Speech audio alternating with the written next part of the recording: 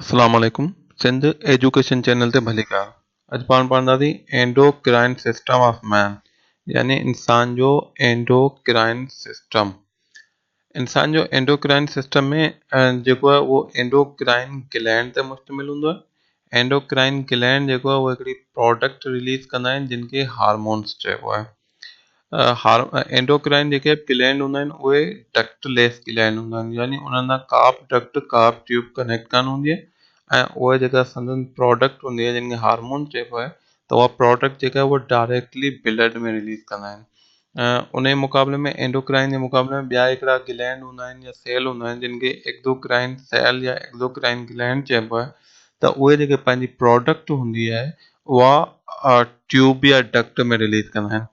जीअं पेनक्रियास आहे, त पेनक्रियास जेको आहे उहो खाधे खे हज़म करण जे लाइ हिकिड़ा एंजाइम ऐं हिकिड़ो जूस सीक्रेट कंदो आहे, रिलीज़ कंदो आहे, जिन खे पेनक्रियाटिक जूस चइबो आहे। त उहा हिकिड़ी ट्यूब में, जिन खे पेनक्रियाटिक डक्ट चइबो आहे, उन में रिलीज़ कंदो आहे। उतां उन ट्यूब जे थ्रू जेको आहे उहो नंढे आंडे में स्मॉल इंटेस्टाइन में पुॼंदो आहे, जिते खाधे खे हज़म करण जे लाइ कमु कंदो आहे। त एक्सोक्राइन जेके ग्लैंड हूंदा आहिनि उहे पंहिंजी प्रोडक्ट डक्ट में रिलीज़ कंदा आहिनि। एंडोक्राइन जेके ग्लैंड हूंदा आहिनि उहे पंहिंजी प्रोडक्ट डायरेक्टली ब्लड में रिलीज़ कंदा आहिनि। एंडोक्राइन जी प्रोडक्ट हार्मोन हूंदी आहे। एक्सोक्राइन जी जेका प्रोडक्ट आहे उहो को जूस बि थी सघे थो, ऐं एंजाइम जेका आहे उहो एक्सोक्राइन ग्लैंड जी प्रोडक्ट हूंदी आहे। हिते शुरू करियूं था हाइपोथैलेमस खां। हाइपोथैलेमस जेको आहे उहो ब्रेन में हिकिड़ो नंढो एरिया हूंदो आहे, नंढो हिकिड़ो उज़वो हूंदो आहे, पार्ट हूंदो आहे जेको पूरे एंडोक्राइन सिस्टम खे कंट्रोल कंदो आहे। एंडोक्राइन हाइपोथैलेमस जेको आहे उन जे हेठां वरी हिकिड़ो ॿियो नंढो ग्लैंड हूंदो आहे जंहिंखे पिट्यूटरी ग्लैंड चइबो आहे। हाइपोथैलेमस कुझु केमिकल रिलीज़ कंदो आहे, उहे वरी पिट्यूटरी ग्लैंड खे कंट्रोल कंदा आहिनि। त हाइपोथैलेमस खे मास्टर ग्लैंड बि चयो वेंदो आहे, ऐं कुझु जॻह ते जेको आहे उहो कुझु बुक्स में जेको आहे उहो पिट्यूटरी ग्लैंड खे बि मास्टर ग्लैंड जेको आहे उहो लिखियो वेंदो आहे। ही डायग्राम था ॾिसूं, इन में जेको आहे उहो ही मुख़्तलिफ़ जेके आहिनि से ग्लैंड जेके उहे मेंशन थियल आहिनि। ब्रेन में जेको आहे सभिनी खां मथे ते हाइपोथैलेमस हूंदो आहे। हाइपोथैलेमस खां पोइ हेॾां पिट्यूटरी ग्लैंड हूंदो आहे। पिट्यूटरी ग्लैंड जा वरी ॿ लोब हूंदा आहिनि, हिकिड़ो एंटीरियर पिट्यूटरी ऐं ॿियो posterior pituitary. Anterior means above, posterior बिलो। त जेको मथियो जेको लोब हूंदो आहे उनखे एंटीरियर चइबो आहे, जेको हेठि हूंदो आहे उनखे पोस्टीरियर। अच्छा, उन खां सवाइ कुझु जेके ऑर्गेनिज़म आहिनि उन्हनि में एंटीरियर ऐं पोस्टीरियर जे विच में हिकिड़ो विच में ॿियो ट्यूब लोब हूंदो आहे जंहिंखे मेडियन पिट्यूटरी चइबो आहे। पर इंसान में जेको आहे उहो ॿ ई लोब हूंदा आहिनि, हिकिड़ो एंटीरियर हिकिड़ो पोस्टीरियर। उन खां पोइ जेको हिते नेक जी बेस ते हेठिएं किनारे ते हूंदो आहे हिकिड़ो ग्लैंड, उनखे थायरॉइड ग्लैंड चइबो आहे। थायरॉइड जी ॿिन्ही साइडुनि खां ॿ पेयर, हिते बि हिकिड़ो पेयर हिन पासे हिकिड़ो हिन पासे, ॿ पेयर हूंदा आहिनि ग्लैंड जा, उनखे पैराथायरॉइड ग्लैंड चइबो आहे। त हिते थी विया, हिकिड़ो थायरॉइड ग्लैंड थी वियो, ॿियो पैराथायरॉइड ग्लैंड, ॿ ग्लैंड हिते थी विया। उन खां पोइ चेस्ट, छाती जे बिल्कुलु सेंटर में हिकिड़ो ग्लैंड हूंदो आहे जंहिंखे थाइमस ग्लैंड चइबो आहे।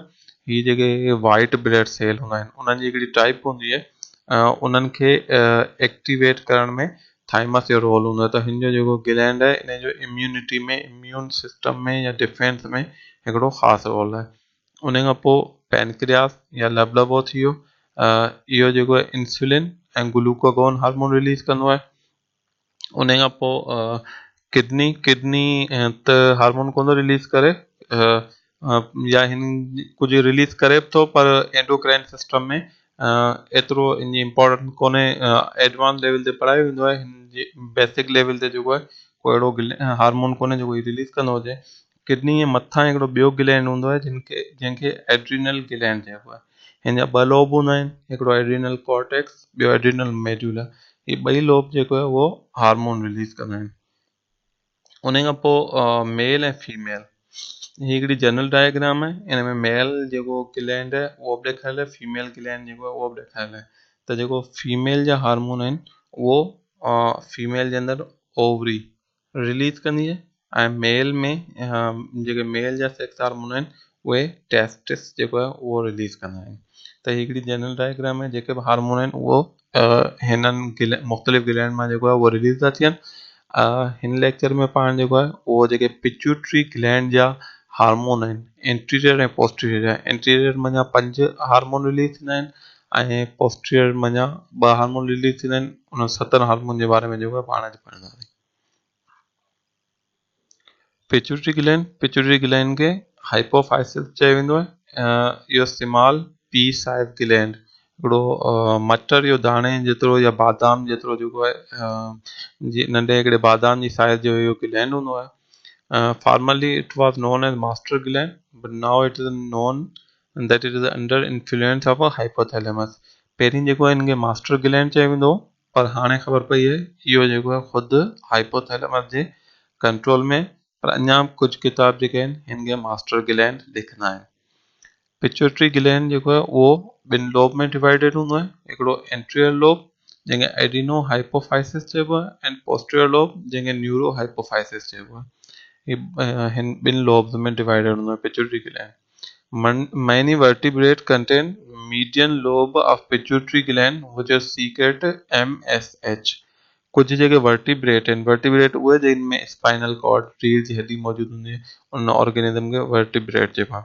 त कुझु जेके वर्टिब्रेट हूंदा आहिनि उहे जेको आहे उन्हनि में मीडियन उन्हनि जे पिट्यूटरी ग्लैंड में मीडियन लोब यानी एंटीरियर ऐं पोस्टीरियर जे विच में हिकिड़ो टियों लोब मौजूदु हूंदो आहे जंहिंखे मीडियन लोब चइबो आहे।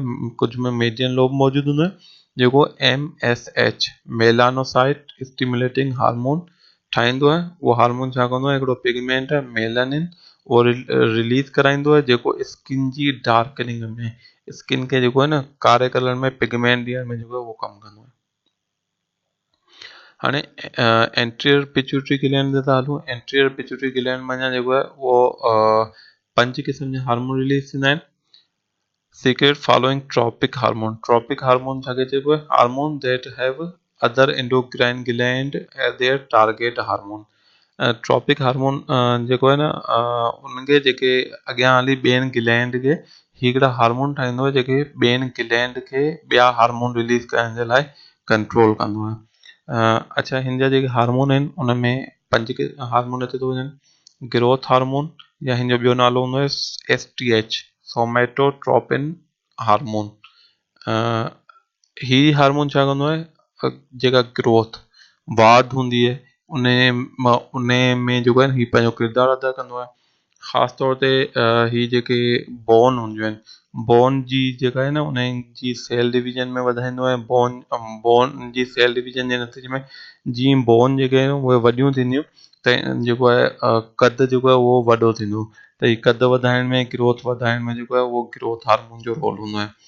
उन खां पोइ TSH थायरॉइड स्टिमुलेटिंग हार्मोन ही जेको आहे उहो थायरॉइड एंटीरियर पिट्यूटरी माना रिलीज़ थी पिट्यूटरी ग्लैंड जे एंटीरियर लोब माना रिलीज़ थी उन खां पोइ थायरॉइड ग्लैंड जेको नेक जे बेस ते हूंदो आहे उते पुॼंदो आहे। उतां खां T3 ऐं T4 हार्मोन जेको आहे उहो रिलीज़ कराईंदो आहे। उन्हनि जो फंक्शन इंशाल्लाह जंहिं महिल थायरॉइड ग्लैंड खे पाण अलॻि न पढ़ंदासीं उन महिल पढ़ंदासीं हिन जा कहिड़ा कहिड़ा कम आहिनि।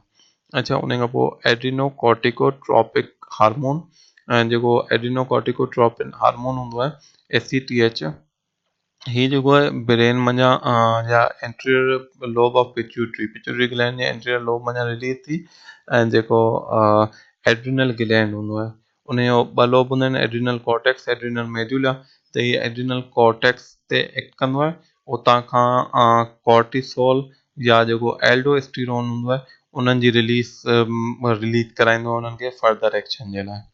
अच्छा उन खां पोइ follicle stimulating hormone FSH luteinizing hormone LH ही ॿई जेके आहिनि उहे सेक्स हार्मोन जी रिलीज़ में पंहिंजो रोल प्ले कंदा आहिनि। हीअ अॻियां हली ओवरीज़ ऐं टेस्टिस वञा जेका मेल जा हार्मोन हूंदा आहिनि टेस्टोस्टेरोन या फीमेल में ईस्ट्रोजन हूंदो आहे उन में वरी अलॻि अलॻि हार्मोन अची था वञनि त ईस्ट्राडायोल जेको आहे उन में मेन हार्मोन आहे त उन्हनि जी रिलीज़ में ही जेको आहे उहो पंहिंजो रोल प्ले कंदा आहिनि। ठीकु आहे उन खां सवाइ फीमेल में प्रोजेस्टेरोन बि अची वेंदो आहे त इन्हनि हार्मोन में। अच्छा उन खां सवाइ 6 हार्मोन बि आहे 5 हार्मोन आहिनि। 6 जेको हार्मोन आहे उहो प्रोलैक्टिन इहो जेको आहे सो तॾहिं रिलीज़ थींदो आहे जॾहिं फीमेल लैक्टेशन पीरियड ते हूंदी आहे यानी जॾहिं हुनखे ॿार पंहिंजे खे थञ पीआरणी हूंदी आहे उन वक़्त में जेको आहे उहो प्रोलैक्टिन जेको आहे उहो रिलीज़ थी जेके मेमरी ग्लैंड हूंदा आहिनि उन्हनि खे स्टिमुलेट कंदो आहे। उन्हनि मां जेका आहे उहा थञ पैदा थींदी आहे। त ही जेको आहे उहो हिकिड़े ख़ासि टाइम पीरियड दौरान पैदा थींदो आहे, हर वक़्तु पैदा कोन थींदो आहे। बाक़ी जेके ही 5 हार्मोन आहिनि मथे उहे पैदा थींदा रहंदा आहिनि सॼी तक़रीबन लाइफ टाइम जे लाइ। उहे पैदा थींदा ठहंदा रहंदा आहिनि ऐं पंहिंजो कमु कंदा आहिनि। अच्छा, मीडियन पिट्यूटरी लोब, मीडियन जेको आहे उहो कुझु जेके वर्टिब्रेट हूंदा आहिनि उनमें ही मौजूदु हूंदा आहिनि, जेको MSH मेलानोसाइट स्टिमुलेटिंग हार्मोन ठाहींदो आहे, जेको डार्कनिंग ऑफ स्किन, जेके स्किन जो जेको पिगमेंट आहे उहो पैदा कंदो आहे, जंहिंजे करे स्किन जेका आहे उहा डार्क थींदी आहे। उन खां पोइ पाण ईंदासीं पोस्टीरियर पिट्यूटरी ग्लैंड ते, या पिट्यूटरी ग्लैंड जो पोस्टीरियर हेठियों जेको लोब आहे उन ते। पोस्टीरियर पिट्यूटरी ग्लैंड मञा 2 हार्मोन रिलीज़ थींदा आहिनि, हिकिड़ो ADH एंटी डायूरेटिक हार्मोन, ॿियो ऑक्सीटोसिन। जेको एंटी डायूरेटिक हार्मोन हूंदो आहे उहो किडनी जा सेल हूंदा आहिनि जिनखे नेफ्रॉन चइबो आहे। नेफ्रॉन में हिकिड़ो पार्ट हूंदो आहे जंहिंखे कलेक्टिंग डक्ट चइबो आहे। उन कलेक्टिंग डक्ट जे मथां ही एक्ट करे वाटर जी रीअब्सॉर्प्शन कराईंदो आहे, यानी पाणी जेको फिल्टर थींदो आहे त उनखे वरी मखसूस थोरी क्वांटिटी जेका वाटर जी उहा यूरिन में वञणु ॾींदो आहे, बाक़ी जेको आहे उहो ADH सभु जिस्म जी ज़रूरत जे हिसाब सां रीअब्सॉर्ब कराए वठंदो आहे, वापसि जिस्म में आणींदो आहे। त उन में जेको आहे उहो ADH जेको आहे पंहिंजो रोल प्ले कंदो आहे। जेकॾहिं ADH न हुजे त बिल्कुलु जेको पाणी इंसान पीए उहो पाणी सभु जो सभु जेको आहे न उहो यूरिन में पास थींदो रहे ऐं शदीद उञ लॻे ऐं जिस्म में जेको आहे उहो पाणी जेको आहे उहो बीहे ई न। त एंटी डायूरेटिक हार्मोन जो इहो वाटर रीअब्सॉर्प्शन में या जिस्म में पाणी जी हिकिड़ी ख़ासि लेवल खे बरक़रार रखण में अहम रोल आहे। अच्छा, उन खां पोइ ऑक्सीटोसिन आहे। ऑक्सीटोसिन जेको आहे उहो रिलीज़ थी स्मूथ मसल्स जी रिलैक्सेशन में। जिस्म में 3 क़िस्मनि जा मसल हूंदा आहिनि, स्केलेटल मसल, स्मूथ मसल, कार्डियक मसल। जेके स्केलेटल मसल हूंदा आहिनि उहो असांजो जेको स्केलेटल सिस्टम आहे, हॾनि जो ढांचनि वारो सिस्टम, उन हॾनि जे चौधारी जेके हूंदा आहिनि उन्हनि खे स्केलेटल मसल चइबो आहे।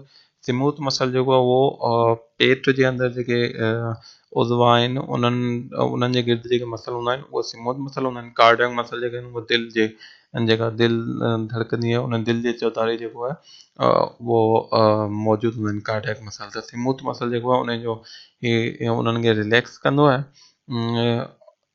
हिन खे सेक्स हार्मोन या लव हार्मोन चइबो आहे।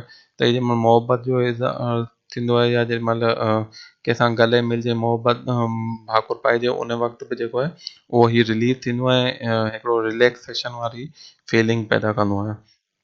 उन खां सवाइ जंहिं महिल डिलीवरी औरत खे जेको आहे उहो नॉर्मल डिलीवरी था वञे थी, जेको ॿार ॼणणो आहे, त उन महिल बि जेके यूट्रस हूंदी आहे उन जा स्मूथ मसल हूंदा आहिनि त उनखे रिलैक्स करिणो आहे त जेका डिलीवरी आहे उहा आसान थिए। उन वक़्तु बि ऑक्सीटोसिन ॾिनो वेंदो आहे। उन खां सवाइ जेके मेयूं वग़ैरह खीरु रोके रखंदियूं आहिनि त उन्हनि खे बि ऑक्सीटोसिन लॻायो वेंदो आहे। त उन जे नतीजे में हू जेको आहे उहो उन्हनि जा मसल रिलैक्स थी वेंदा आहिनि ऐं खीरु जेको आहे उहो हेठि थणनि में लही वेंदो आहे। त इहे सभु कम जेके आहे उहो ऑक्सीटोसिन आहिनि। अल्लाह हाफ़िज़। वधीक वीडियो ॾिसण जे लाइ सिंध एजुकेशन चैनल ज़रूरु सब्सक्राइब कंदा।